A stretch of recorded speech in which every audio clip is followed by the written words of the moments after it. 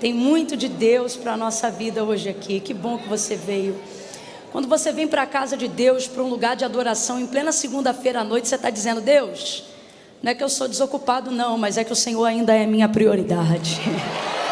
É um esforço, eu reconheço isso, né? Deus abençoe de verdade, pastor Josimar, pastora Beta, toda a sua casa, sua família. Deus abençoe, é uma honra, viu? Tom Carf, Deus te abençoe. É uma honra, uma alegria podermos estar juntos aqui nessa noite. Abra comigo a sua Bíblia no livro do profeta Daniel.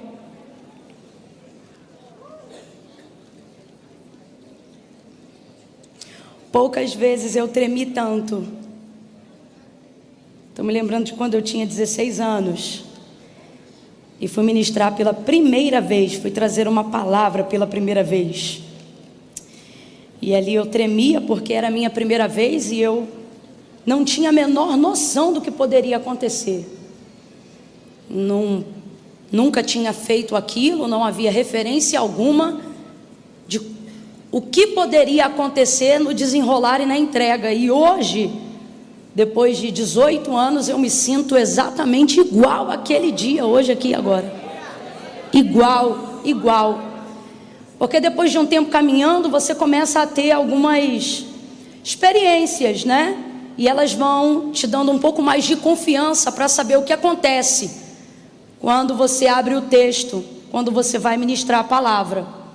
Então você vai tendo uma referência do que já aconteceu, do que Deus já fez, do que pode ser que aconteça diante daquele texto, né?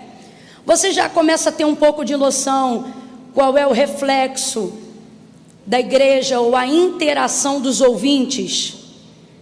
Se a mensagem for um pouco mais disciplinatória, tem dia que a gente mesmo diz: eita, Deus me dá graça que hoje vai arrochar, e arrocha para todo mundo, né?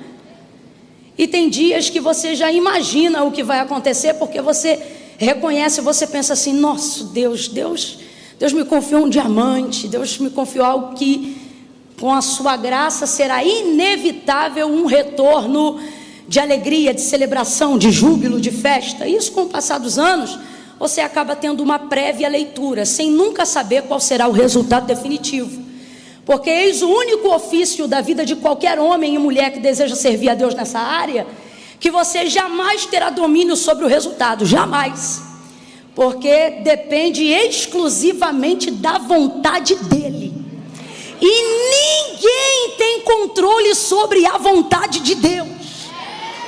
Então todo aquele que ministra, seja o louvor, seja a palavra, seja um conselho, seja uma oração, ele vive uma fé na certeza de que o resultado ou a resposta daquilo depende exclusivamente de Deus. E a soberania de Deus não permite a gente estabelecer uma métrica do resultado. Como assim? Vai dar X, vai dar Y, não. Na equação de Deus, o resultado sempre é o X, né? A incógnita, você não sabe. Deus é soberano e o texto é claro acerca dessa característica dele como Deus. Ele faz o que ele... E isso complica a vida de quem depende dele. Você está conseguindo compreender o que eu estou falando? E Camila, por que você está falando isso? Porque hoje eu estou numa situação complicada. Complicada como quando eu tinha 16 anos e naquela época eu não tinha absolutamente nenhuma referência. Mas 18 anos se passaram e agora eu tenho algumas lembranças, mas me parece que nessa noite Deus as reputou a nada. Porque havia tantas coisas das quais eu podia me apoiar nessa noite para ter um vislumbre do que eu poderia fazer e de como eu poderia ser útil. E Deus pegou toda a seleção desse acervo de anos, de textos, de mensagens e fez assim, ó. E eu disse: não faça isso comigo, não. E ele disse: hoje, se você quiser ir, vá como uma pregadora. Mas se você quiser que eu te envie, seja profeta.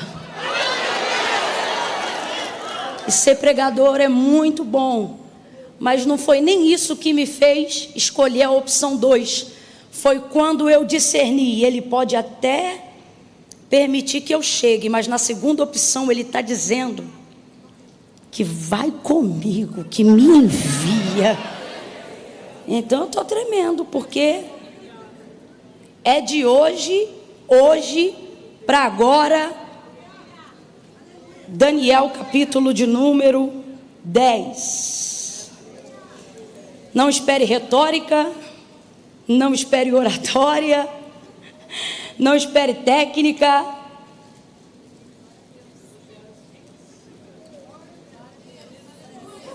Eu de verdade não espero nem que você espere nada de mim, porque hoje eu estou esperando só dele.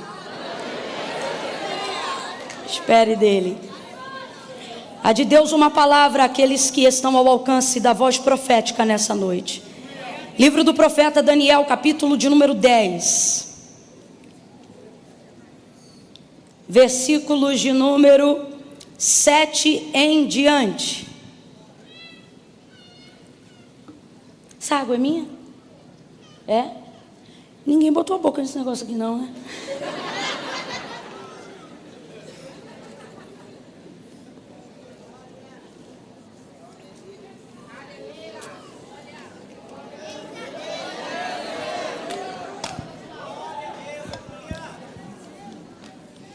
Diz assim o texto: só eu, Daniel, tive aquela visão. Só eu, Daniel, tive aquela visão. Os homens que estavam comigo nada viram, mas caiu sobre eles um grande temor e fugiram para se esconder. Fiquei, pois, eu só e tive esta grande visão, e não restou força em mim. Desfigurou-se a feição do meu rosto, e eu não retive força alguma. Contudo, ouvi a voz das suas palavras, e ouvindo a voz das suas palavras, eu caí com o rosto em terra, profundamente adormecido. Olha para o teu irmão e diga assim: desmaiou. É isso aí, ele desmaiou. Certa mão me tocou e fez com que me levantasse, tremendo sobre os meus joelhos. Tremendo, se levantou com muita dificuldade, porque não se levantou por espontaneidade, levantou-se porque o anjo o colocou de pé. Então ele tremia e batia os joelhos um no outro, tentando manter-se de pé. E sobre a palma das minhas mãos, ou seja, se levantando, e disse: Daniel, homem muito amado, atende as palavras que te vou dizer e levanta-te sobre os teus pés, porque te fui enviado. Ao falar ele comigo esta palavra, pus-me em pé, tremendo. Somente até aqui, diga amém. Amém. Deixa eu só refrisar aqui a parte final. Pus-me em pé, tremendo. Complete aí se a sua versão for semelhante. Pus-me em pé, tremendo. Pus-me em pé, tremendo. Então ele conseguiu, ele ficou de pé, mas ficou como? Estava tremendo, mas estava? Estava tremendo, mas estava? No 3 você vai liberar uma palavra de ordem profética para alguém aqui nessa noite, ok? Quando eu disser 3, você vai dizer assim: aguenta de pé. Calma que eu não contei até 3 ainda. Quando eu disser 3, você vai liberar essa palavra para a vida de alguém hoje aqui. Você está sendo boca de Deus ao fazer isso nessa noite. Você vai dizer a essa pessoa: aguenta de pé. E o que, Camila? Já já a gente vai desenrolar, mas por hora só dê a essa pessoa essa certeza. Eu conto 1, pegue na mão de alguém agora. Eu conto 2, não faça isso com a mão meio fria, porque já é constrangedor segurar a mão de alguém. Se você fizer isso de maneira requenguela, ele fica ansioso para soltar. Então aperte a mão firme e faça essa pessoa perceber que ela sentou-se ao lado de alguém que não veio fazer uma social nessa noite. Que ela está sentada ou de pé ao lado de um profeta, de uma profetisa do eterno. Que Deus colocou essa pessoa com uma palavra de Deus em seus lábios para levantá-la, para inspirá-la. 2,5, prepara, dá um apertãozinho. Olha para ela, no 3 você vai dizer: aguenta de pé. 3, libera. Repete de novo e diga: aguenta de pé, de pé. Vai tremer, mas vai ficar de pé. Vai sacudir, mas vai ficar de pé. Não vai ser fácil, mas você vai aguentar de pé. Fica de pé. Oh, glória aos que estão de pé. Podeis assentar. Glória a Deus. Aos que estão de pé, aguentem. Aguentem de pé. Glória a Deus. Durante a trajetória do profeta Daniel, esse grande homem de Deus, que cresceu tanto na Babilônia, ele vai deixar para nós ao longo da sua trajetória lições que são importantes e indispensáveis nesta noite. Me parece que Deus reuniu nessa noite aqui os escolhidos a quem Ele confiou uma visão.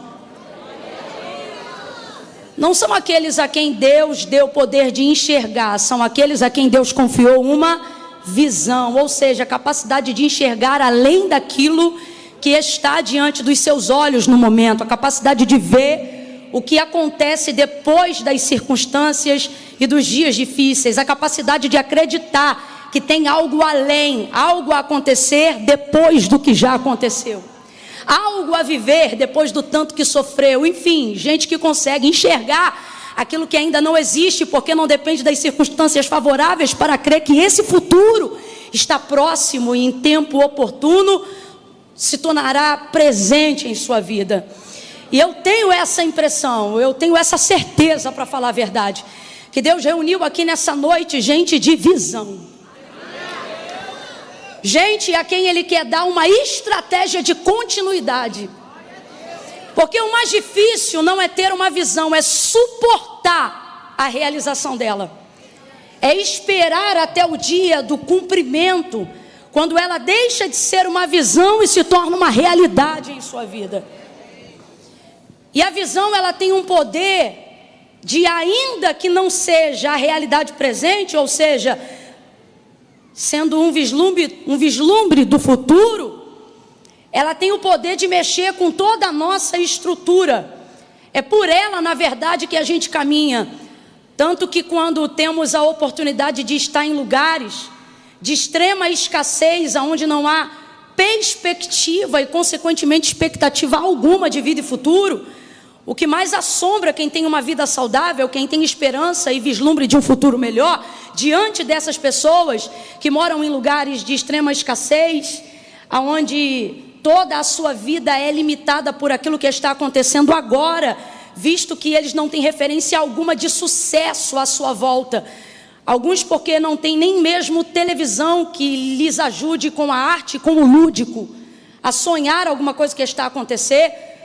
Outros que porque também não têm nenhuma referência humana, de ninguém próximo, que dê a eles a inspiração de que se alguém conseguiu, essa pessoa também pode conseguir. Fazendo a obra missionária, eu já tive a oportunidade de entrar em lugares onde o que mais me assustou não foi a escassez de comida, não foi a escassez de bebida, por mais escasso que fosse. O que mais me assustou foi olhar para crianças de 7 anos que ainda não fazem cálculos sobre a vida. Quando você pergunta, por exemplo, uma criança o que ela quer ser quando crescer, ao te responder, por exemplo, que ela quer ser astronauta, ela não faz a conta de quanto estudo, ou de quantas faculdades, ou de quanta ajuda será necessária até que ela consiga viver a realização disso. Então, isso torna o sonho para ela algo extremamente possível agora, enquanto ela tem 7 anos.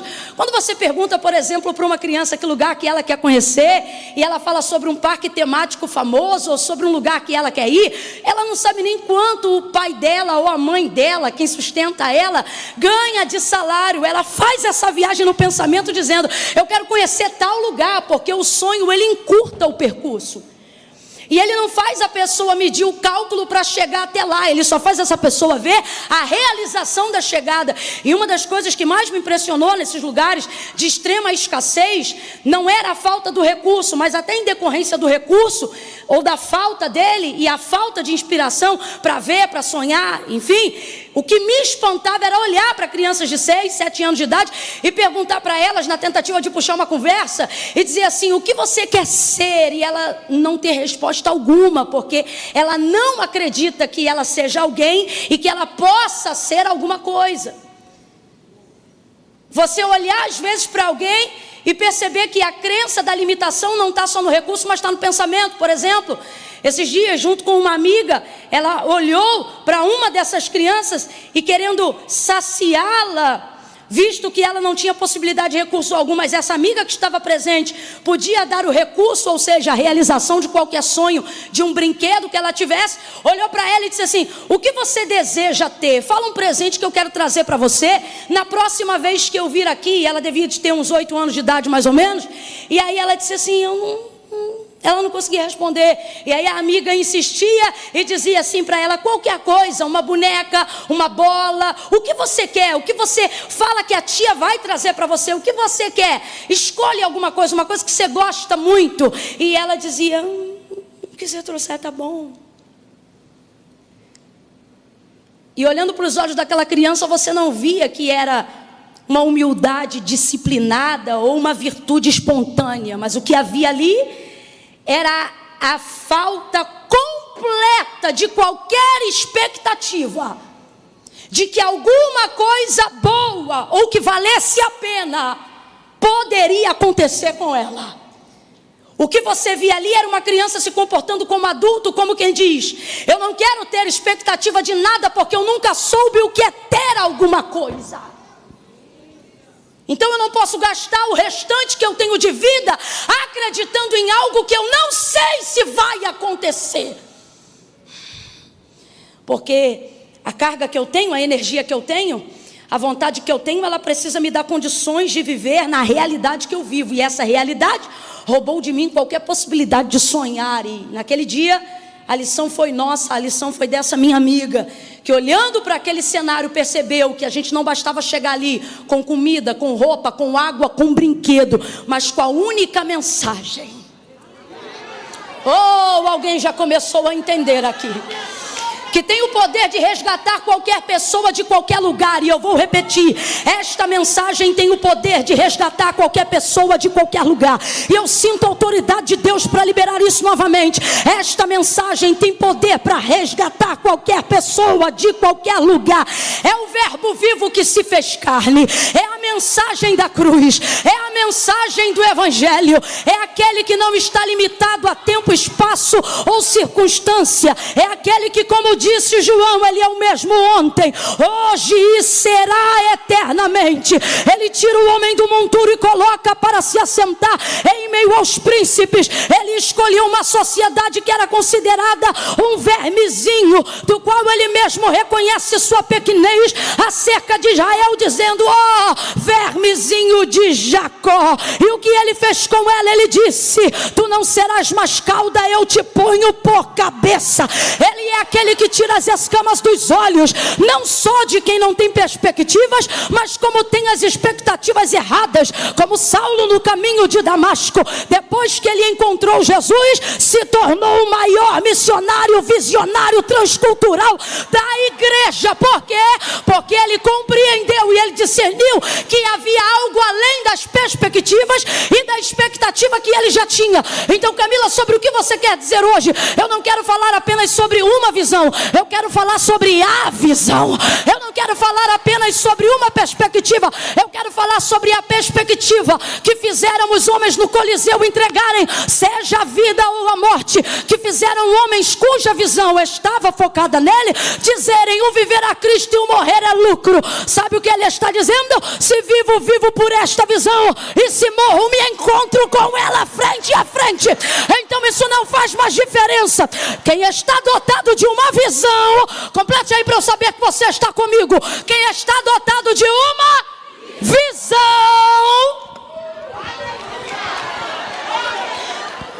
se torna alguém não apenas com o poder de enxergar além, mas levar outros a verem e a sonharem.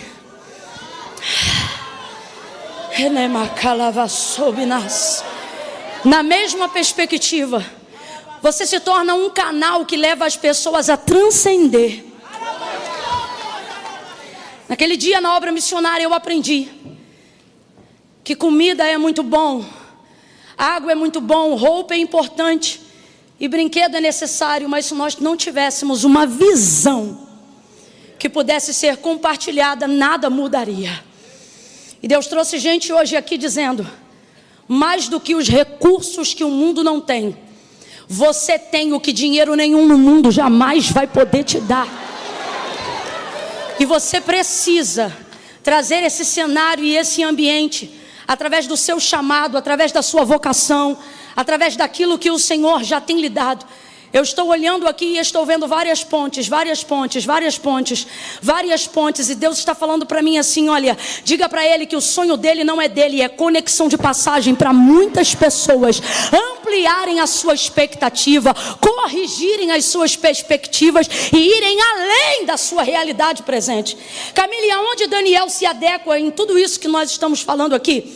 É porque Daniel é alguém que, olhando em todos os capítulos do seu livro, eu percebo a transição de alguém que não abre mão de uma visão.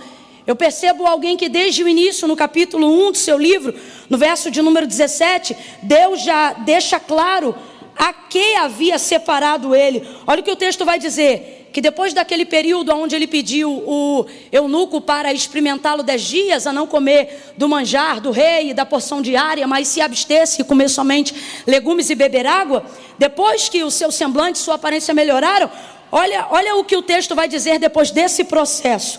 Vai dizer assim: olha, a estes 4 jovens que eram seus amigos, presos junto com ele e se tornaram companheiros de toda a sua jornada na Babilônia, o texto vai dizer assim: Deus deu conhecimento e inteligência em toda a cultura e sabedoria, e Daniel tornou-se.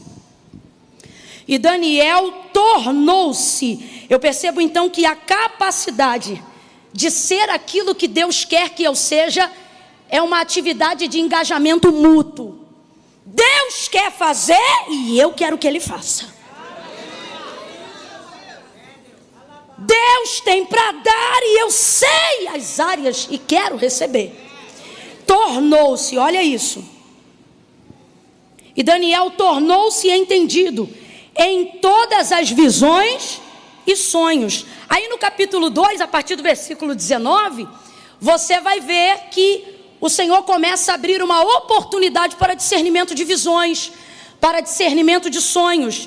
É quando Nabucodonosor tem um sonho que ele não entende o sonho que ele sonhou, e aí ele chama os magistrados, os magos, astrólogos e cientistas do seu reino, a fim de que eles não deem apenas a interpretação, mas essa foi a maior prova, literalmente uma prova, que Nabucodonosor, indignado e angustiado pelo seu sonho, vai estabelecer diante daqueles que eram seus conselheiros e seus magos e etc, e ele vai dizer assim: eu quero que vocês digam o que foi que eu sonhei. Presta atenção, porque não é só a interpretação. Olha o que Nabucodonosor dizia: eu quero que vocês digam qual foi o sonho que eu sonhei. E este sonho que me angustiou, eu quero que, além de descrever o sonho que eu sonhei, vocês deem a interpretação desse sonho. E os homens começaram a dizer para ele: dá-nos pelo menos o sonho. Conta o sonho que a gente vai te entregar a interpretação. Enquanto eles pediam isso, Nabucodonosor dá uma ordem e ele diz assim: pode acabar com todos eles, as suas casas vão ser monturos e suas vidas serão despedaçadas, porque eles estão querendo ganhar tempo. Eu não vou mudar o decreto. Rapaz, e ele chamou então Antioque e ele disse assim: pode dar cabo da vida de todo mundo, estabelece a ordem desse decreto. Enquanto ele está indo para lá, Daniel vê este homem a quem foi incumbido de cumprir o decreto de execução do rei diante daqueles que não sabiam o seu sonho e menos ainda a sua interpretação, e ele interpela esse homem e ele diz para ele: por que há tanta velocidade em cumprir esse decreto? Ou seja, por que se corre tanto para a morte? E aí ele conta a história para Daniel e Daniel diz assim para ele, Daniel sugere dizendo assim: me ponha em sua presença. e eu vou dar o sonho e a interpretação. Daniel sai daquele momento, aguarda ser chamado, chama seus amigos e diz: orem por mim. Levantem um clamor para que Deus haja com misericórdia, porque Ele foi agir em defesa da vida. E eu sei que o nosso Deus é misericordioso. Naquele tempo, envolto em intercessão e no desejo de salvar pessoas, porque uma visão que não visa salvar pessoas não servirá a sua execução, não servirá a sua estratégia. O Senhor dá para ele o sonho, meu Deus, e dá para ele a interpretação do sonho. E ali começa então Daniel a discernir e a compreender a vontade de Deus para a sua vida e a sua vocação naqueles dias, dentro desse reino e dos futuros que viriam, e dentro daquele palácio. Ele entra na presença do rei, o restante você já conhece a história. Ele entrega para o rei o sonho, ele dá a glória toda para Deus, dizendo: olha, nem eu e nem nenhum daqueles que o Senhor matou ou mandaria matar poderiam dar a interpretação, porque esse mistério, só o Deus do céu a quem eu sirvo de contínuo, só Ele poderia dar. Olha o que ele está dizendo: não é falta de glória deles, nem excesso de glória minha. A glória é de Deus. Ele deu o sonho e ele me contou qual é a sua interpretação. E assim foram se intensificando as visões de Daniel. No capítulo de número 5, ele agora é chamado, depois de muitos anos e de mais algumas visões, para poder interpretar a mão que escreveu na parede, diante do banquete que Belsazar ofereceu, e fez uso dos utensílios da casa do Senhor, vituperando assim a glória de Deus em desonra diante dos homens. Ele era um homem soberbo, não havia nele humildade, ele exaltava o próprio coração. Aí nesse banquete uma mão apareceu, arrebatou-lhe a alma, tamanho pavor da visão que Belsazar teve, numa visão diante dos seus olhos, e ele queria a interpretação daquelas palavras, Mene, Mene, Tekel, Ufazim. E ele ficou impressionado e ele disse: quem poderá? Daniel, olha esse homem. Ele tem o poder de interpretar, vai ouvindo isso aí, de interpretar sonhos e visões, e traz o currículo de Daniel. Belsazar aprova e diz: manda ele vir.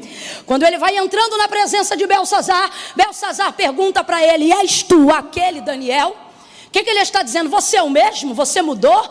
Você ainda discerne? Você ainda entende? Deus ainda te usa? Como se fosse isso. E Daniel dá para ele a interpretação e diz o que vai acontecer. E mais uma vez, sem deixar fio solto, a interpretação é certeira, porque verdadeiramente é Deus que dá a Daniel o discernimento, as visões e as intenções dos corações de quem procura saber a interpretação. Vem caminhando comigo mais um pouquinho. Aí no capítulo de número 7, você vai ver uma virada. A vida de Daniel ao longo dos anos vai se transicionar, porque se lá no capítulo 1 ele é um jovem, aqui no capítulo 7 ele já é um senhor. Se lá no capítulo 1 o seu cabelo é pretinho, aqui já está tudo branquinho. São momentos da vida onde você pensa: o que mais eu poderia ver?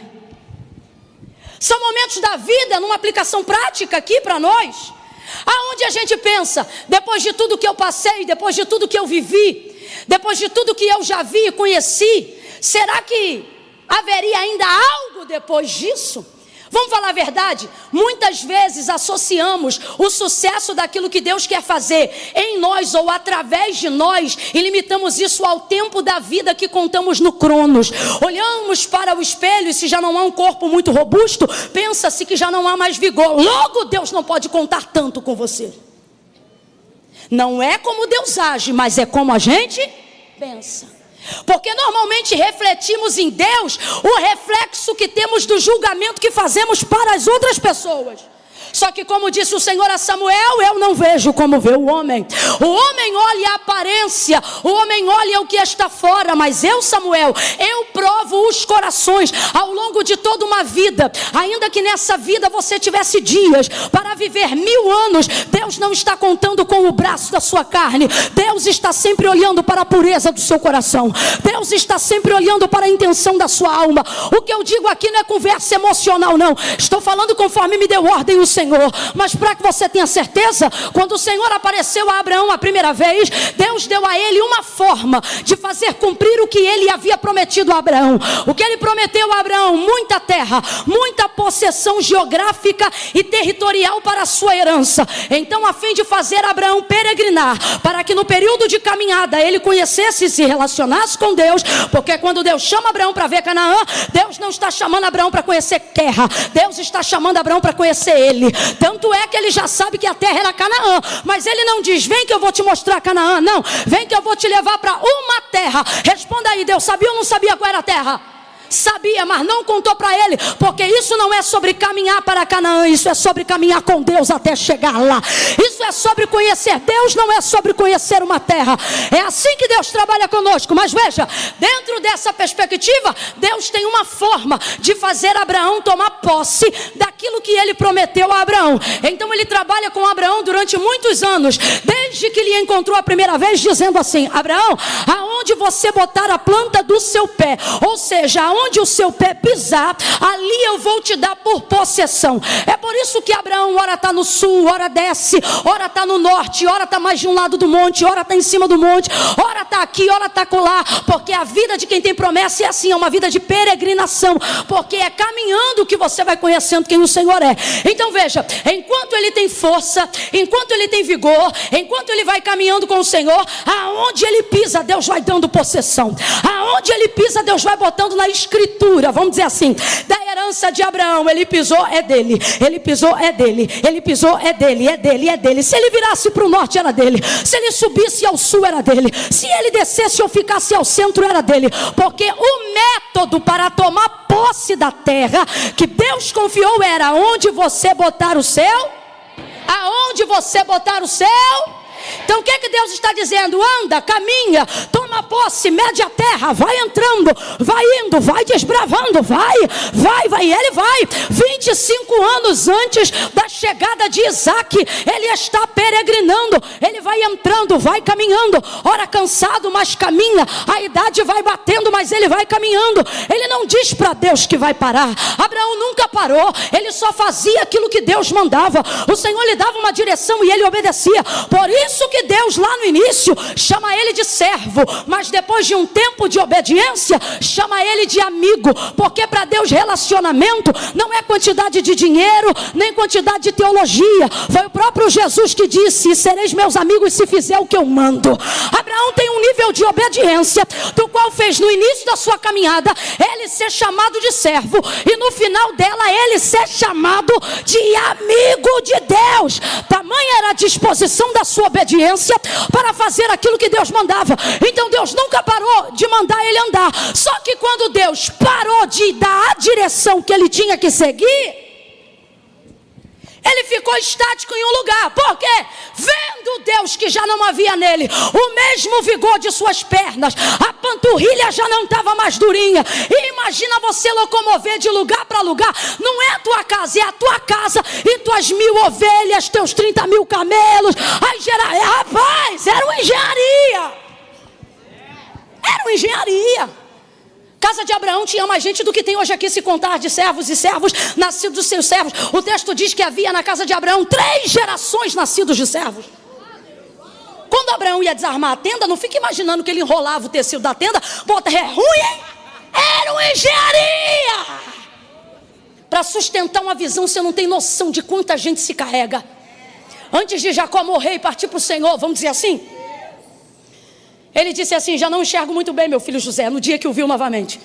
E disse para ele: mas eu me alegro, porque quando te vi partir, te vi só. E ele foi embora. Por quê? Porque seus irmãos lhe venderam. E venderam por quê? O texto diz, Gênesis 37, por causa dos seus sonhos. Em outras versões, por causa das suas visões e das suas palavras, porque ele reproduzia aquilo que ele via, exatamente como Daniel. Em razão disso foi vendido. Aí, depois de 17 anos, quando Jacó encontra novamente José, ele diz: meu filho, eu me alegro, porque apesar de estar com a vista embaçada, sei que estou diante de você. E o que eu me lembro é que quando você partiu, ou seja, quando você foi, para ele era morte, mas na verdade estava apenas cumprindo a visão. Às vezes Deus não te conta tudo para você não pensar que essa visão é a sua destruição. Deus vai distribuindo parcialmente. Aí escute, ele diz assim: mas hoje eu me alegro, porque quando te vi você partiu só, mas hoje vejo que o Senhor trouxe toda a sua descendência. Uma visão, ela não se realiza só quando Deus te leva para o final. Ela se manifesta durante todo o período de caminhada, enquanto você está sustentando. Volta para Abraão e você vai entender. Quando já não tinha mais vigor em suas pernas, força em seus braços, Deus então vai aparecer a Abraão e vai dizer assim para ele: Abraão, sai da tua tenda, levanta a tua cabeça.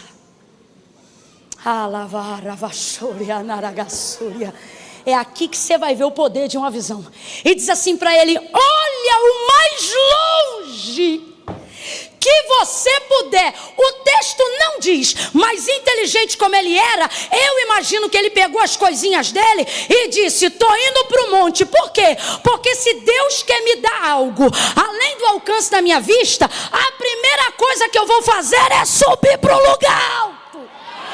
Se ele é inteligente como eu creio que era, eu creio que ele não só foi para o quintal, mas ele deve ter caçado o lugar mais alto que ele podia subir. Porque depois que não havia mais tanta força em seus braços, tanto vigor em suas pernas, para continuar utilizando aquele mesmo método de possessão que Deus havia lhe dado por causa da visão que lhe entregou, aí Deus vai dizer para ele: Abraão, levanta a tua cabeça. E ele diz assim: porque aonde os seus olhos alcançarem, oh meu Deus do céu, aonde a sua visão alcançar, aonde a sua visão alcançar. Quem tem braços para fazer isso, reproduza isso agora. Quem não tem, reproduza na alma, porque aonde o teu corpo não alcança, a tua visão te eleva. Mas quem tem, traga isso para o espiritual com os braços agora. Coloque ele para frente, não para o alto, coloque ele para frente, como quem aponta algo muito distante, muito distante. Ah, meu irmão, eu estou contando com a tua esperança, mas se tiver faltando em você, vem comigo, só faz o que eu estou falando, porque crede em Deus e estareis seguros, credes nos seus profetas e prosperareis. Pega o teu dedo e aponta bem distante. Eu vou te dar um conselho agora, ei mocidade, aponta distante, minha filha. Deus está te dando uma oportunidade hoje. Ei ancião, aponta para longe aí agora. E esse longe não é dezembro não, aponta para mais longe. Quer um conselho? Sai de 2022, vai entrando enquanto você aponta para 2023, 2024, 2025, 26, 27, 28, 29, 30. Ai Camila, eu acho que tem gente que já baixou o braço, isso é para quem vê. Oh meu Deus do céu. Ai Camila, eu acho que eu não vou ter idade até 2030 não. A tua visão está curta, mas se hoje você apontar, Deus está dizendo: ei, e quem disse que se você apontar para 2030, é só para você que eu vou dar 2030? O que foi que ele disse? Os filhos dos teus filhos, os filhos dos filhos dos teus filhos, e os filhos dos teus filhos nele, eu te visitarei até 1000 gerações. O que o Senhor disse em Gênesis 12: em ti serão benditas. Aponta aí, aponta aí, aponta aí que eu não acabei, aponta. O rapaz do teclado pode me ajudar? Eu sinto que aquele que habita entre os louvores, eu não sou disso, não é costume meu, pastor. Não é costume meu, mas há um mover profético aqui nesta noite. Oh, meu Deus do céu, pode crescer, viu? Pode crescer sem medo. Se o rapaz da bateria quiser me ajudar com os pratos, pode vir também. Oh, quem ainda está aguentando com a mão ao longe? Deus está dizendo: eu vou em ti visitar os netos que você ainda não tem. Eu vou em ti abençoar o caminho dos teus filhos que ainda não tem decisão e poder para escolher. Olha o que ele diz: Abraão, Abraão, levanta a tua visão. Olha, levanta a tua cabeça, amplia a tua visão. Agora não é mais perna, agora não é mais braço. Olha o que Deus vai dizer: porque aonde os seus olhos alcançarem, você alcança riqueza, então veja a riqueza. Você alcança a faculdade, então veja a faculdade. Você alcança a cura desta enfermidade, então se veja curado. Se veja depois dos meses de quimioterapia, se veja depois dos meses de fisioterapia. Aonde você alcançar, ali eu te darei. Oribadacando o rebanho. Agora com a mão estendida, abra a mão assim, ó, na mesma direção.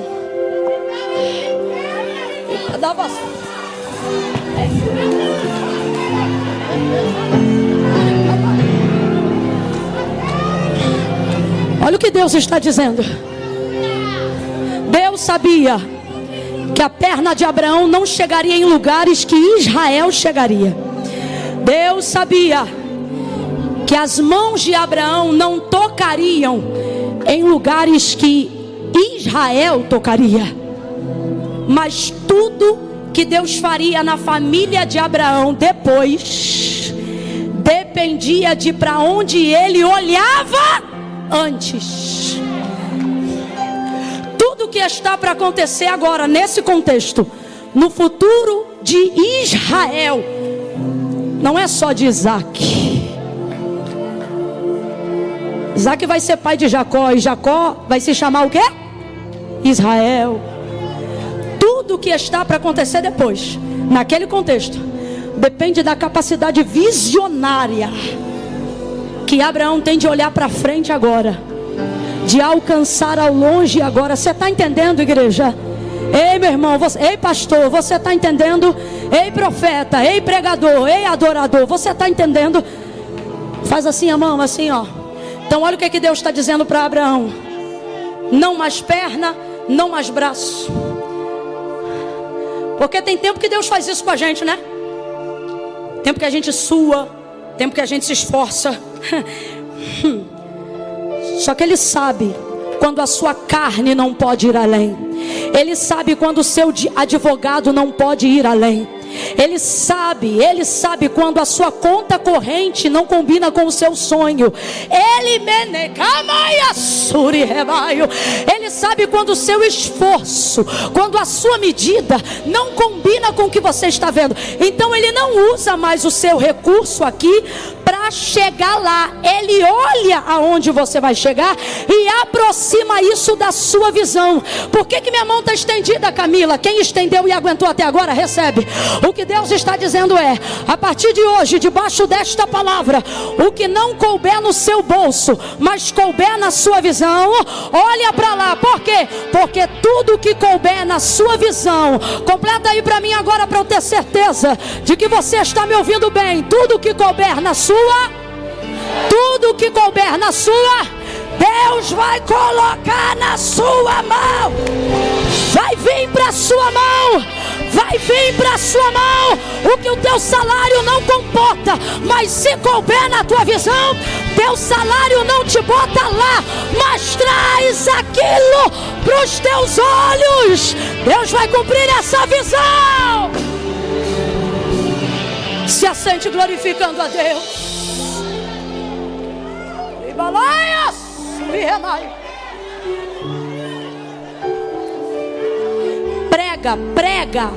Prega, seja um arauto, seja um mensageiro, Seja uma mensageira do Eterno.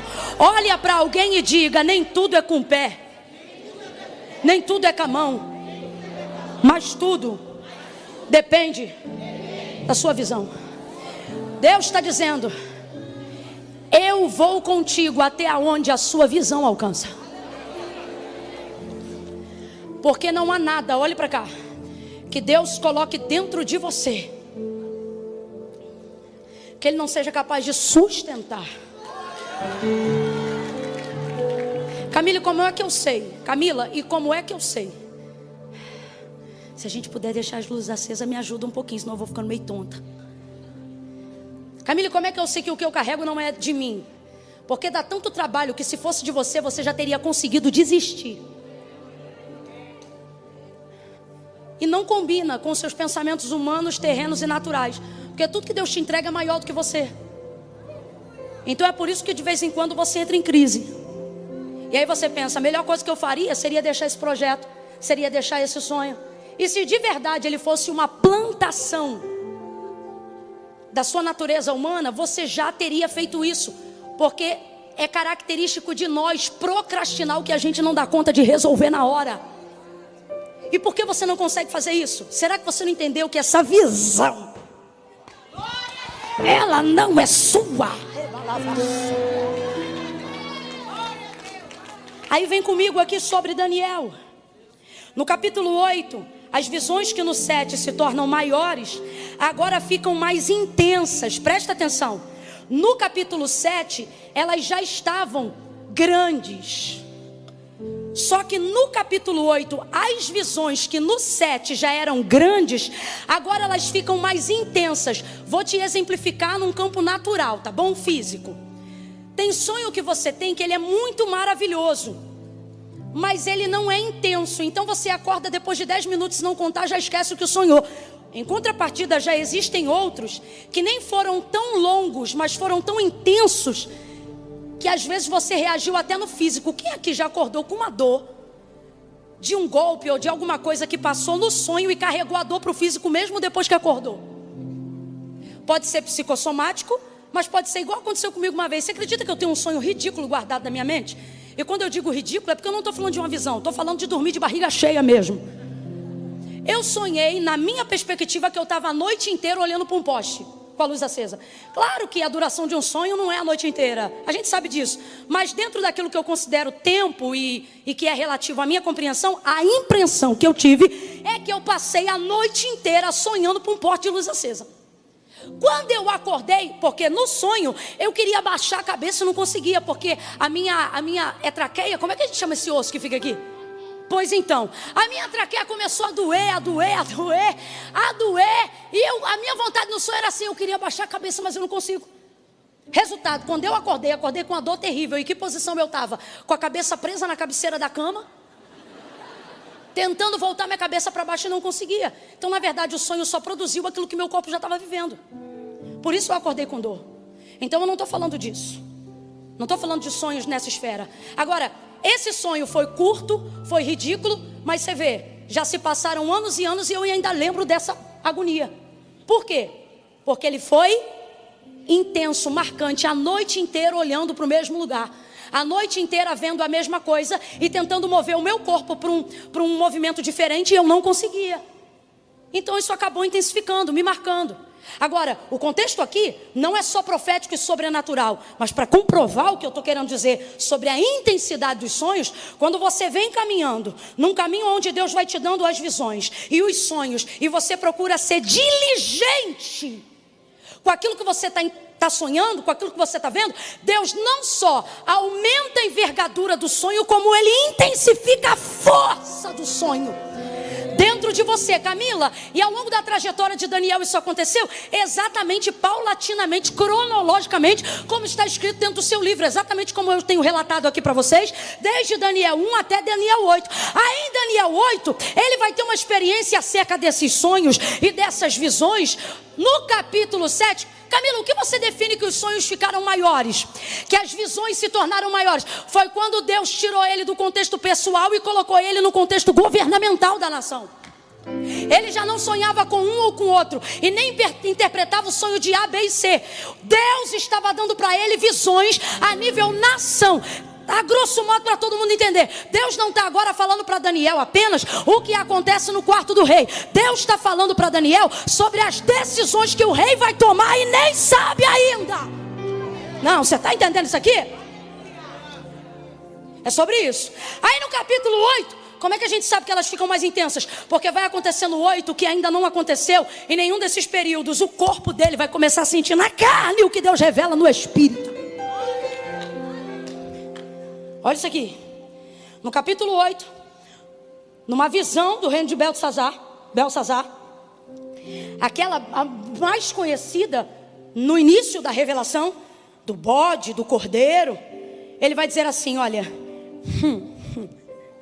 verso 17, você vai achar que eu estou lendo o mesmo capítulo que a gente leu quando começou o culto, a pregação, mas não é outro. Olha o que ele vai ler. Ele veio para perto de onde eu estava. Ele quem? O anjo. Porque ele tinha acabado de ter uma visão às margens do rio Ulai. Aí ele diz assim, e vindo ele, fiquei assombrado e caí com o rosto em terra. O que é isso? A perna não aguentou.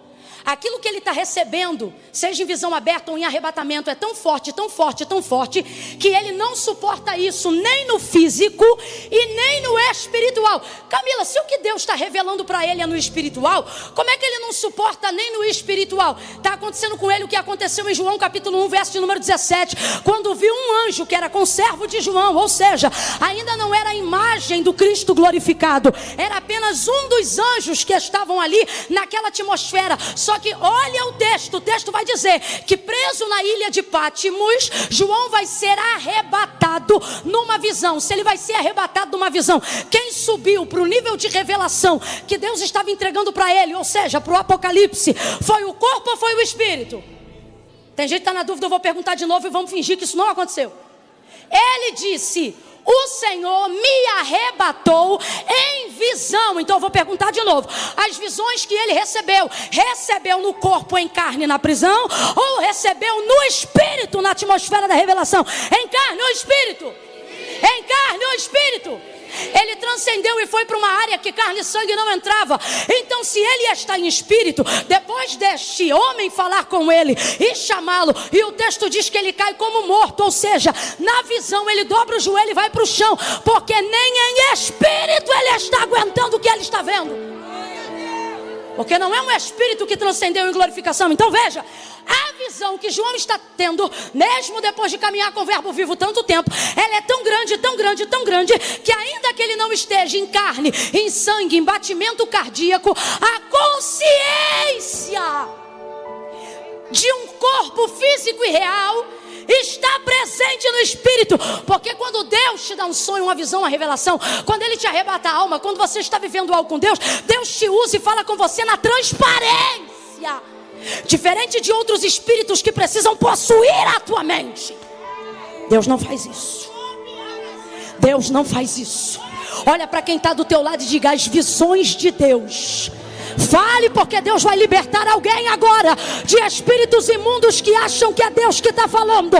Olha para alguém e diga, as visões de Deus são transparentes. O que é isso? Deus não vai arrebatar tuas faculdades mentais. Deus está contando com quem você é, do jeito que você é, e vai te usar como você é. Aí veja, Daniel agora entrando nesse nível e nessa intensidade. Camille, por que você está pregando essa mensagem? Olhe para quem está do teu lado e diga, porque você vai entrar num novo nível.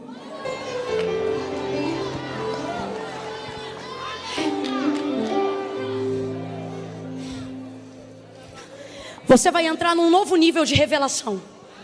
Você vai entrar num novo nível de discernimento. Você vai entrar num novo nível de interpretação. Você vai entrar num novo nível de intercessão.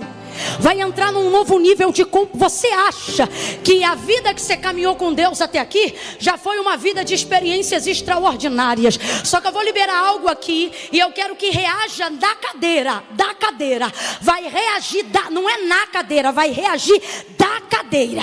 A pessoa que entende que essa palavra é para ela. E eu não estou perguntando se você tem medo. Eu não estou perguntando se você acredita.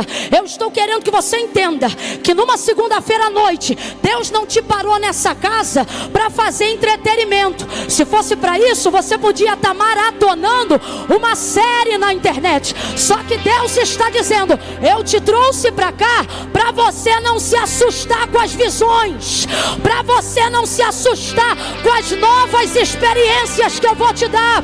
Eu te trouxe para cá porque agora eu vou mexer com você. Eu vou mexer com você de tal forma que você vai sentir até no corpo. Você vai sentir no corpo. Oh meu Deus, eu vou contar de 1 a 3. Quando eu disser 3, Camila, que poder há no 1 a 3? Nenhum, é só para ficar organizado. Quando eu disser 3, você vai bater na mão de alguém e vai dizer para essa pessoa: teu nível muda hoje. E eu vou para que nível? Mais intenso, mais profundo. As visões vão ser mais intensas. Prepara. Eu conto 1, levanta a mão e vira de frente para alguém. Eu conto 2, pega na mão dessa pessoa. 3, diga: mais intenso e mais profundo. Mais intenso. Deus está te virando de nível. Você vai transicionar. Você vai transicionar. Você vai transicionar.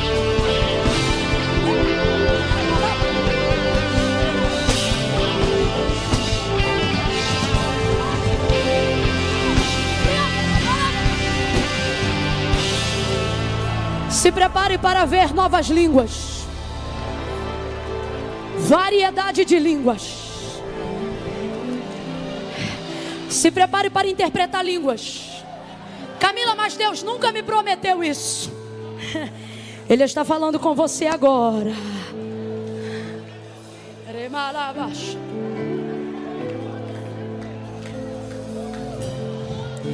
Tem um antes e depois dessa conferência para esta igreja.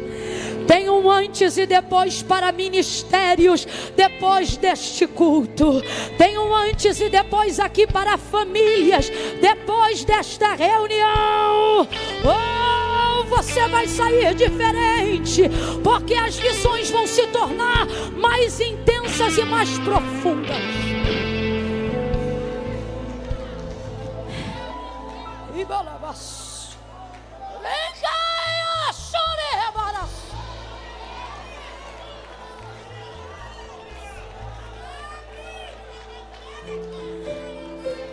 Senta aí que eu não acabei não. Só vou acabar quando eu chegar no 10. Já cheguei no 8, falta só 2.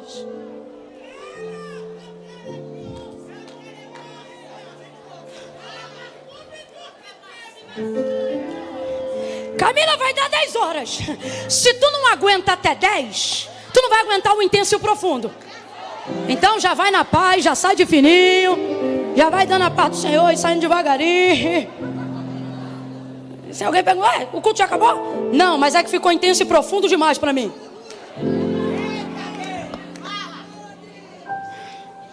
Ficaram mais intensas e mais profundas. E a gente se sente tão incompetente diante das visões, diante do que Deus dá, porque, como eu disse, é sempre sobre coisas muito maiores do que a capacidade da nossa força, do nosso braço, das nossas conexões, que de verdade, se dependesse só da gente, há muito a gente já teria deixado. Quantos aqui não viram uma obra que falava sobre Deus? Algo que era para a glória de Deus, mas que Deus fazia com que isto passasse por você. Já passaram por situações, aqui os mais experientes vão entender o que eu estou falando.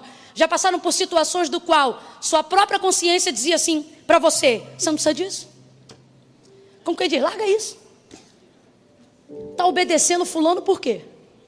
Está passando por tal situação. Todo mundo aqui que tem de Deus uma obra, em algum momento já foi tentado a um larga tudo. E vai viver a tua vida, a tua família.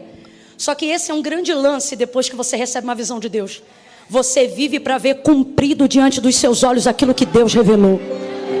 E não há nenhuma outra área que te dê maior contentamento e realização do que isso. E não há nenhuma outra coisa que te chame mais a responsabilidade do compromisso do que isso. Você não consegue se envolver tão profundamente com nada como você se envolve com isso. Realmente toma mente. Por isso que de vez em quando lá fora alguém olha para um crente e diz: fizeram lavagem nele. Porque toma a nossa mente.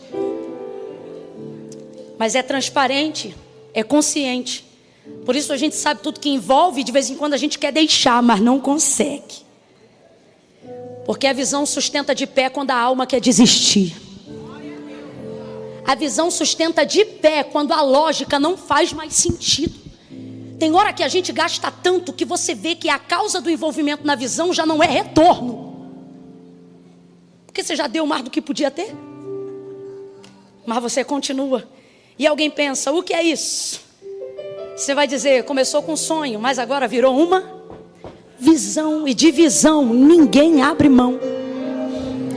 Por que o evangelho é tão grande, é tão lindo e tão maravilhoso? Óbvio, porque está baseado em Cristo. Mas por que seu discipulado é tão poderoso? A verdade é que todos nós aqui desfrutamos dos efeitos do evangelho. Mas estamos envolvidos e só aguentamos até aqui por causa da causa do evangelho. Jesus não imprimiu em nós frutos, imprimiu em nós sementes. Jesus não discipulou em nós resultados, discipulou em nós métodos. O que você acha que faz Pedro em Lucas 5 voltar para a mesma rede, para o mesmo barco e para o mesmo mar, depois de já ter feito uso de um método que não deu certo? Ele disse: já fiz isso a noite inteira, mas vou de novo por causa da tua palavra. É uma palavra que nos disciplina de tal forma que quando a gente já está sendo provado e quase tentado a desistir, o treinamento se torna maior do que o resultado. E aí a gente não abre mão e continua. E não é nisso que começa a aparecer o nosso valor? Não é nisso que começa a aparecer a nossa fidelidade? Não é nisso que a gente começa não a se orgulhar, mas a glorificar, como quem diz: Deus, o Senhor sabe que pode contar comigo. Não é isso que faz a gente sair da posição de servo, que só trabalha para receber, e entrar na posição de amigo que continua, mesmo depois de não ganhar mais nada. Não é isso. Tem gente que diz assim: Camila, meu relacionamento com Deus já foi melhor naqueles tempos do início. Quando você era servo? É porque agora Deus está te provando para ver se você passa no crivo do amigo. Se tornaram mais intensas e mais profundas, de tal forma que olha o que vai acontecer diante dessas visões. Verso de número 18: estando ele falando comigo, caí com o rosto em terra adormecido. Ele, porém, me tocou e me pôs em pé. Verso de número 26: a visão da tarde e da manhã, ou seja, mais intensas, mais profundas e mais recorrentes. A visão da tarde e da manhã que foi dita é verdadeira, porém cerra essa visão que só daqui a muitos dias se cumprirá. O que acontece? O Senhor deu a Daniel uma visão e falou para ele não abrir aquela visão, porque nos capítulos anteriores o texto relata que ele vê, escreve e fala. Ele vê, escreve e fala. Mas dependendo da intensidade, da profundidade daquilo que Deus te confia, o cenário é tão discrepante daquilo que você está vendo, que você não pode contar para as pessoas o que vai acontecer, porque a realidade delas está muito distante do que Deus revelou. Então olha o que o anjo diz para ele: você vai selar.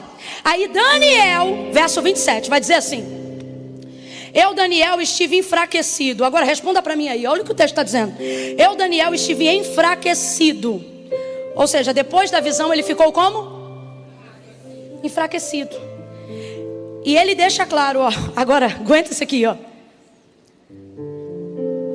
Eu estive enfraquecido e enfermo alguns dias. Então me levantei e falei do negócio do rei, e espantava-me com a visão, e não havia quem a entendesse.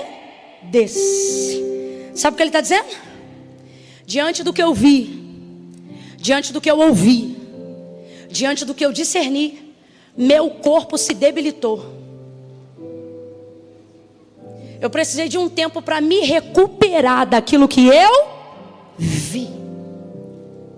A visão não exaltou ele, a visão o abateu.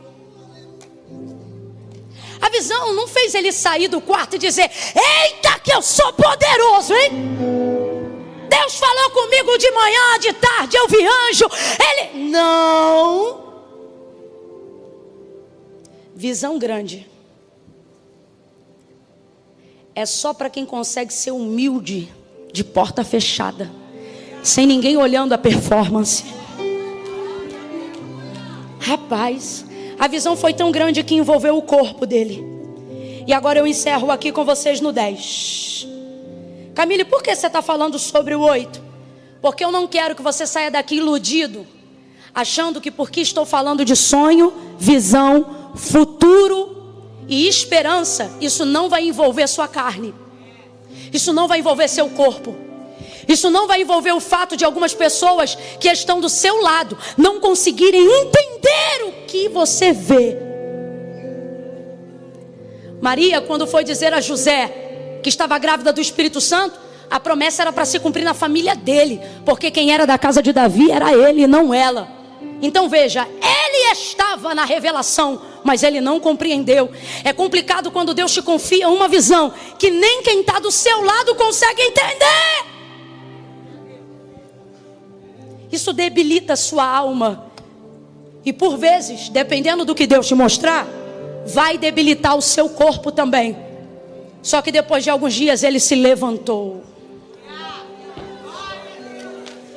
A maior visão da vida de Paulo, a maior visão da vida de Paulo, não foi aquela do terceiro céu. Por que não? Porque aquela foi em decorrência da primeira. Se não tivesse acontecido Atos capítulo 9, jamais teria tido tantos níveis de transcendência celestial. O que aconteceu foi que ele viu Jesus no 9, num resplendor de luz do céu que o cercou. Aí o texto diz que ao ver essa luz e ela resplandecer diante dele, ele caiu com seu rosto em terra. Então, como Paulo entrou na visão que Deus estava dando, que Cristo estava dando para ele, e ali no caminho de Damasco, indo ao chão, mas como que ele saiu? O Senhor disse o que para ele? Levanta-te. Então no processo, às vezes você se arrasta. No processo, às vezes, você fica acamado. Eu não vim mentir para você, não. No processo, às vezes, nem tua família te entende. No processo, às vezes, até teus amigos acham que você está maluco. Só que Deus está dizendo: eu não vou te fazer viver a realidade dessa visão caído. Fica de pé.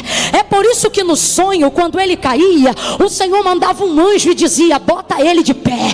Teve visão que Daniel teve, que assim como João na ilha de Patmos, ele desmaiou mesmo em espírito, mas o Senhor dizia: Gabriel, levanta ele e faça ele entender a visão. Era Deus dizendo o que? Vai doer, a carne vai tremer, mas você aguenta carregar o que eu te confiei.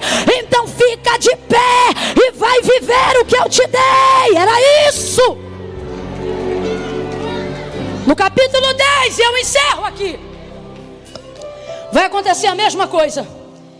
E ele vai dizer: só eu, Daniel, tive aquela visão. Essa daqui já não é apenas governamental ou nacional, mas faz alusão direto ao início das revelações das 70 semanas que chamamos de Daniel. Aquelas que estão perfeitamente coadunadas com a que João recebeu na ilha de Patmos. E aí ele vai dizer assim: fiquei, pois, eu só e tive esta grande visão, e não restou força em mim, e desfigurou-se a feição do meu rosto, e não tive força alguma. Contudo, ouvi a voz das suas palavras, e ouvindo a voz das suas palavras, caí com o rosto em terra profundamente adormecido, e certa mão me tocou, e fez com que me levantasse, vem de novo, fez com que me... O que o texto está dizendo? Que o anjo botou ele de pé? Não. Que o anjo só falava com ele para que ele se... Não podia ter dado a mão e ter posto o homem de pé? Não podia ter pego no colo e ter falado: firma aí os artelhos, igual Pedro fez com aquele da Porta Formosa? Mas não. Ele só falava, ia dando discernimento, e dizia para ele, enquanto ele está prostrado, dizia para ele: levanta. Levanta por quê? Porque a visão ainda não acabou. Ele caía antes de Deus completar a visão, porque era muito tremendo, igual João. João não caiu no capítulo 20, caiu no capítulo 1. A visão já era tão extraordinária que antes de Deus revelar tudo, ele já fugia. do corpo, da alma, sei lá. Então o anjo dizia para Daniel: levanta.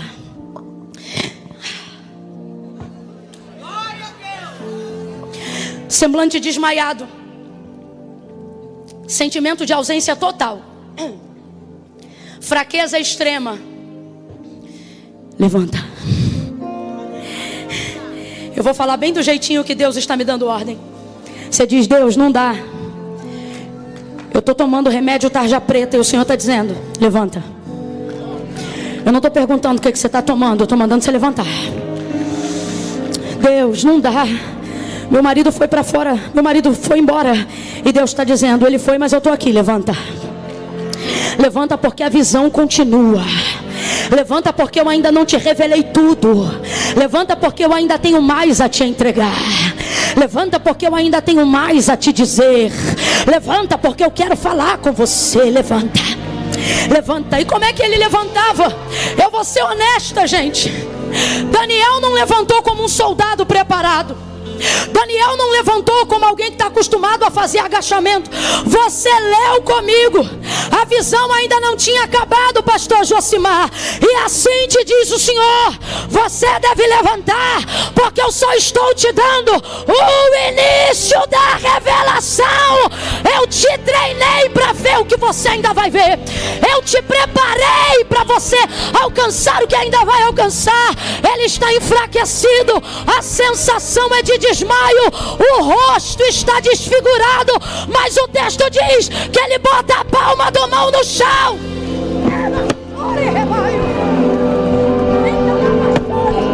Para quê? Ele está buscando apoio nele mesmo. Ele está buscando apoio nele mesmo. Ele se esforça e bota um pezinho primeiro, depois bota o outro, e ele fica firme, Camila. Fica não. O texto diz que ele bate um joelho no outro, mas ele aguenta a visão. Deus está dizendo a alguém aqui: você vai sentir medo, mas aguenta a visão. Você vai sentir fraco, mas aguenta a visão. Você será traído, mas aguenta a visão. Alguns amigos vão te deixar, mas aguente, aguente, aguente a visão.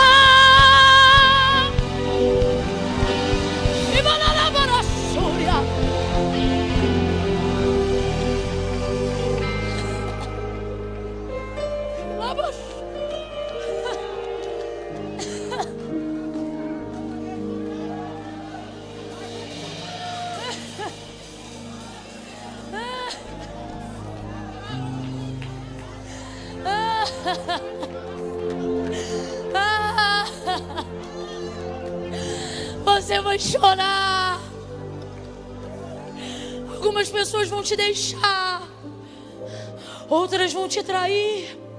Você vai ver reis se levantarem e vai ver reis serem destituídos. Rapaz, olha aqui.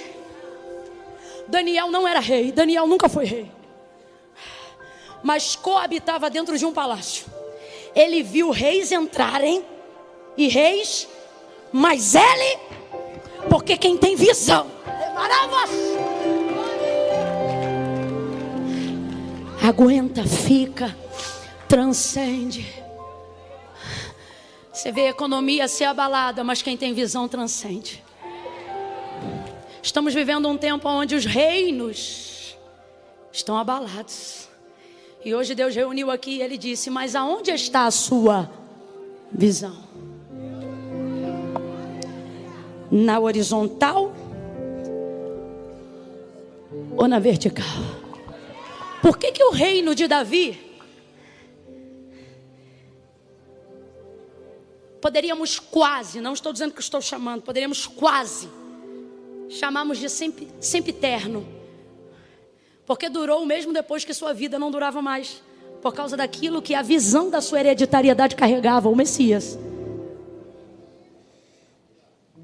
Não há reinado humano, nem o do seu filho sucumbiu o do seu pai. E o que ele dizia? Elevo.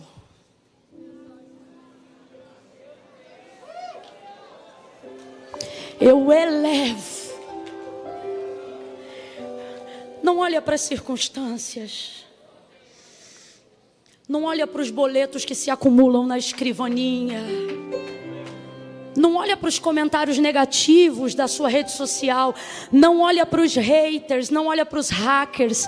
Não olha para o cancelamento. Deus hoje trouxe homens, mulheres, jovens, crianças. E Ele está dizendo: eleve.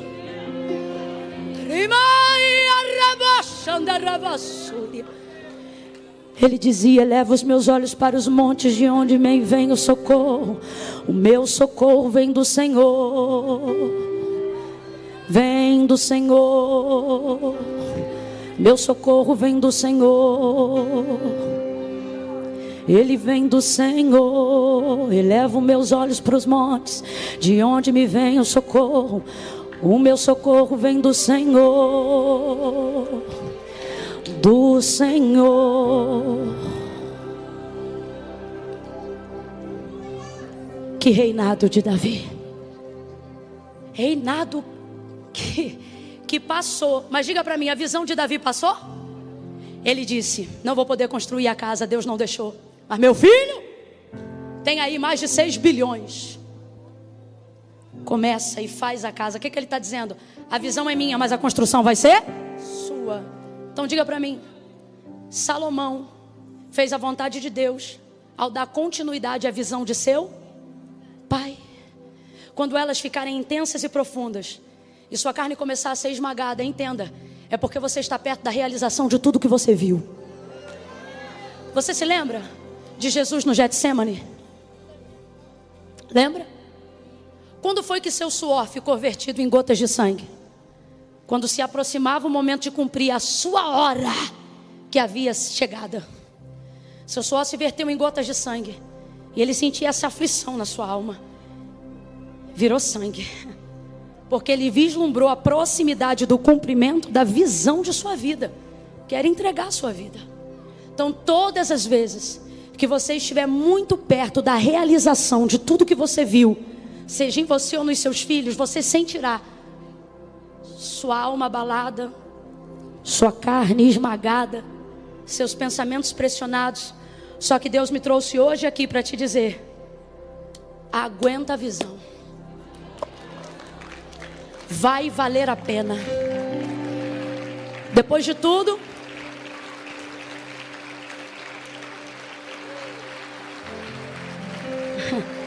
o livro do profeta Daniel se encerra no capítulo 12. Suas visões ainda não se cumpriram todas. Porque ele foi, mas as visões continuam. E curioso, preocupado, porque é diligente com tudo que Deus lhe entrega, ele disse: agora data para mim.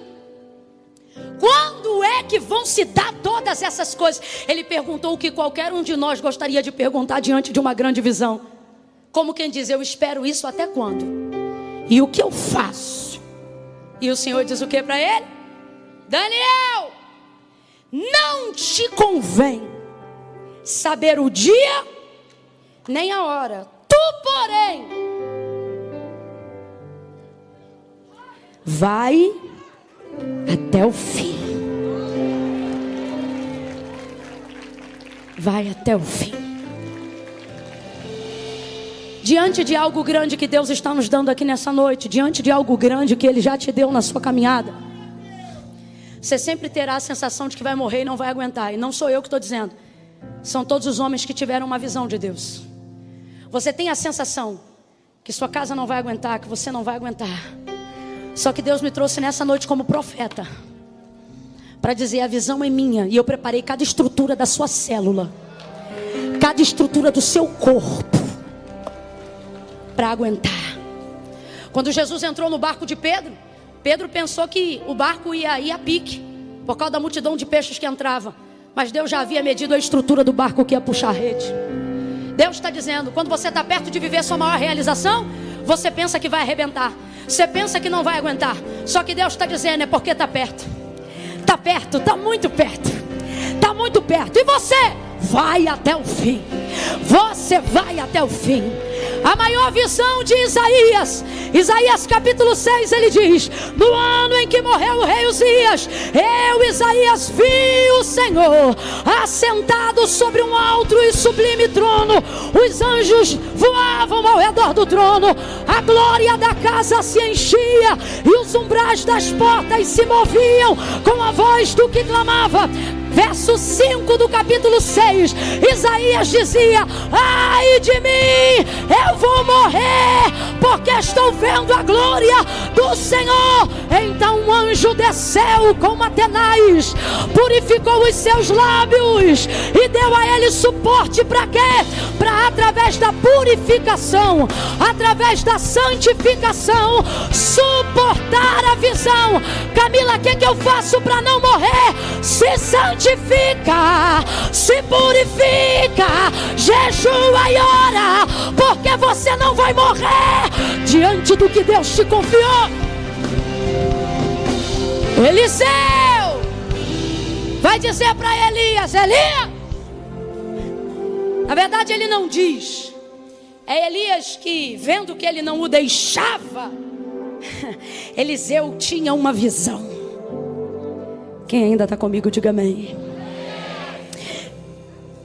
De pé como estamos, estou encerrando. Elias era um grande homem que fazia Eliseu sonhar. Eu imagino Eliseu acompanhando os passos de Elias e pensando: tal coisa que ele faz eu não faria, isso aqui que ele faz eu vou continuar fazendo. Só que ele tem algo que eu dependo para sustentar a visão que eu tenho. Eu preciso dessa virtude. Aí os rapazes da escola de profeta diziam: você sabe que o teu Senhor será tomado de ti, né? Ele dizia: eu sei, mas fica quieto. O que ele estava dizendo? Cada um com a sua visão. A minha é ir com ele até o fim. Por quê? Porque ele já sabia o que ele ia pedir. Ele tinha uma visão: eu quero o que ele tem. Aí quando ele atravessa o Jordão e ele sabe, Elias sabe que será tomado de Eliseu. Aí Elias olha para ele e diz assim: fala. Como quem diz: você acha que o profeta aqui não sabe o que você quer? Fala, antes que eu seja tomado de ti. Aí Eliseu diz assim: eu quero que haja porção dobrada do que há sobre ti em mim. Aí ele diz assim: se tu me vires, escuta isso aqui, se tu me vires quando eu for tomado de ti, assim será. Mas se tu não vires, não será. Duas coisas. Primeira, o que Elias está dizendo para Eliseu? Ô Eliseu, o que você me pediu não depende só de mim, depende de Deus. E Deus vai te provar vendo o quanto você aguenta o que está para acontecer. Se você aguentar a visão, ou seja, se você aguentar o que está para acontecer aqui daqui a pouco, você vai receber. Mas se você não aguentar, você não vai. Camila, como seria não aguentar? Desmaiar, por exemplo. Por exemplo, desmaiar. Por exemplo, se ele começa a ver, e assim como o Gideão, ele diz: ai de mim, o que ele pensa? Vou morrer. Essa é a palavra de um judeu que acha que está às vésperas da sua morte. Vou morrer. Se ele não aguentasse ver o que estava para acontecer ali, ou se Deus o privasse do que estava para acontecer ali, porque, irmão, nem todo mundo vê. Lembra de Eliseu dizendo, de Geazi dizendo: meu pai, Eliseu vai dizer: meu pai, carros de Israel e seus cavaleiros. Ele ainda não tinha discernido a visão na hora que o Senhor vem tomar Elias, mas ele aguentou, sim ou não? Sim ou não? Então Elias disse para ele: se você me vê quando eu for tomado de você, assim será. Mas se você não me vê, não será. Só que ele aguentou. Ele não discerniu na hora, mas nem tudo você vai discernir na hora. Mas Deus não está testando o quanto você discerne, está testando o quanto você suporta. Aguentou. A capa caiu como evidência da unção recebida. Ele feriu o Jordão e voltou com porção dobrada do que tinha Elias. Lembra de Geazi, moço de Eliseu? Viu os carros e ficou apavorado. Vão nos matar. Aí o que Eliseu orou? Senhor, peço-te que abra os olhos do moço para que ele... Quem não está vendo, eu quero fazer a mesma oração. Que o Senhor abra teus olhos hoje para que você veja além do que os seus olhos enxergam. E que você, na condição de Isaías, de Eliseu, de Estevão, que suportou ser apedrejado por causa do que via enquanto era apedrejado. Você, que na condição de Daniel, de vez em quando vai precisar de cama, de vez em quando vai precisar de remédio, mas vai cumprir dizendo: Senhor, eu vou até o fim. Eu quero orar por você agora. Levante a mão direita e deixe ela em pé o maior tempo que você aguentar, não abaixe. Comece a fazer o teste de suporte da alma baseado no corpo. Levanta a mão e deixa ela bem alta aí.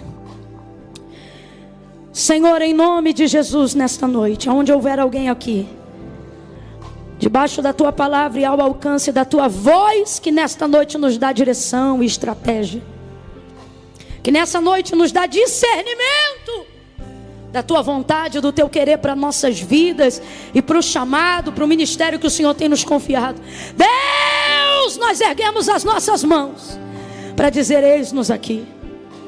Erguemos as nossas mãos para dizer que nós não vamos retroceder, por mais que de vez em quando isso abale a alma e até o corpo. Estamos aqui para dizer: cumpre a tua vontade, revela o teu querer, do alto da cabeça até a planta dos pés. Nos sustenta, nos dá o suporte que Daniel teve, nos dá o suporte que Estevão teve, nos dá o suporte que Abraão teve, nos dá o suporte que Moisés teve, porque tu és o mesmo e não mudou. Tu és o mesmo e não mudou.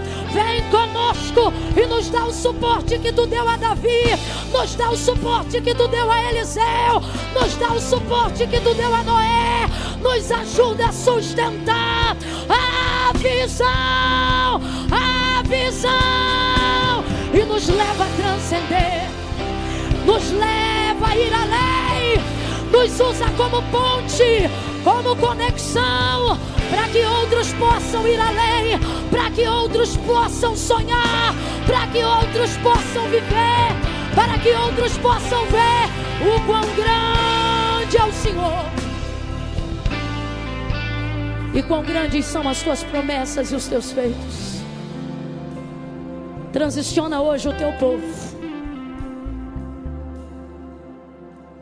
nos eleva a um novo nível de visões mais intensas e mais profundas, para a honra e para a glória do teu nome, em nome de Jesus. Preste atenção aqui, você vai dizer o amém diferente hoje.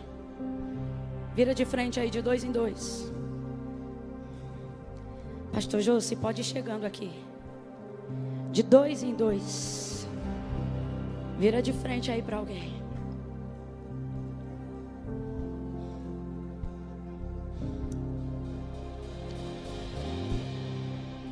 Às vezes, a gente precisa de alguém que nos dê suporte físico para sustentar a visão. Pastor José, fica bem aqui no meio, por favor, bem aqui no meio. Vou repetir. Às vezes, a gente precisa de suporte físico para sustentar a visão que Deus nos deu. Ó, Moisés no cume do monte, pastor Josimar, a guerra se dando lá embaixo. O texto diz que quando ele abaixava as mãos, por cansaço, muito tempo sustentando a visão, o povo perdia. Mas quando Arão e Ur levantavam suas mãos, cada um de um lado, o povo prevalecia.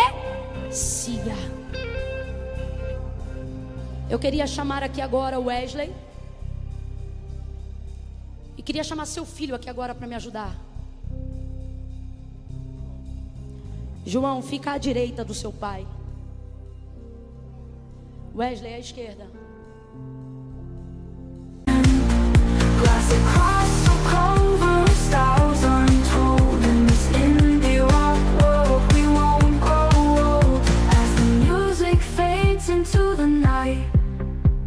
Hold on to this feeling tight. A blend of genres, a fusion so pure in this chill style.